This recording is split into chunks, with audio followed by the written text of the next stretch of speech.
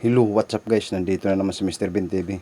Pag-uusapan lang natin tong pag-akyat ni Vice President Inday Sara sa Mount Apo. So bago natin umpisahan, intro muna tayo. Let's go!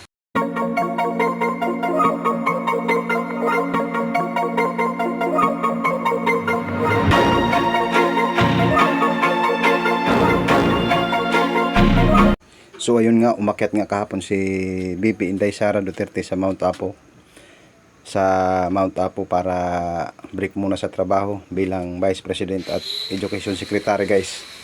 Kaya iwas muna si VP Sara sa mga issue tungkol sa politika, tungkol sa trabaho. Kaya gusto niya munang magnilay-nilay sa sarili niya para naman ma-adventure niya yung buhay probinsya.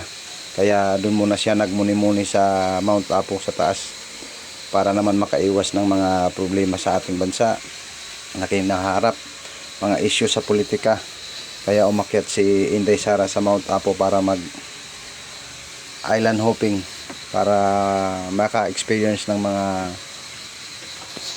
buhay probinsya, makasagap ng mga sariwang hangin, maka-experience ng umaakyat sa bundok, makakita ng magandang tanawin, mga views. Kaya para matanggal naman yung mga stress na naranasan ngayon sa buhay politika ni VP Inday Sara, dahil nga binabati ko siya ng mga makakaliwang grupo, mga kalaban sa politika, at saka para na rin makaiwas siya sa mga stress, lalong-lalo na sa mga bumabati ko sa kanyang pamamalakad sa Secretary of DepEd guys.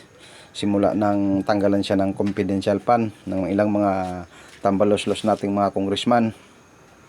Kaya sabi niya, doon muna siya sa Mount Apo magnilay-nilay, aakyat siya doon para makasagap naman ng sariwang hangin si VP Inday Sara Duterte at saka si Secretary Education, ang ating mahal na Vice President guys. Kaya nag-akyat siya doon sa bundok para naman maka-experience siya sa buhay.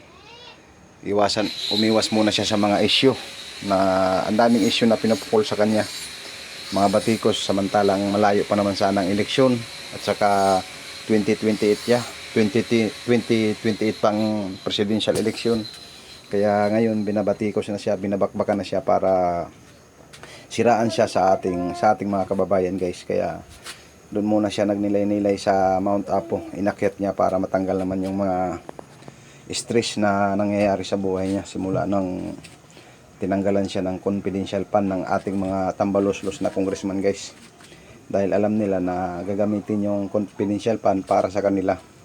Kaya inakyat ni VP Inday Sara yung Mount Apo. So hanggang dito na lang yung vlogs nating araw na to sa buhay politika, ang topic natin. So huwag kalimutan lagi mag-subscribe dito sa YouTube channel natin na Mr. Bean TV.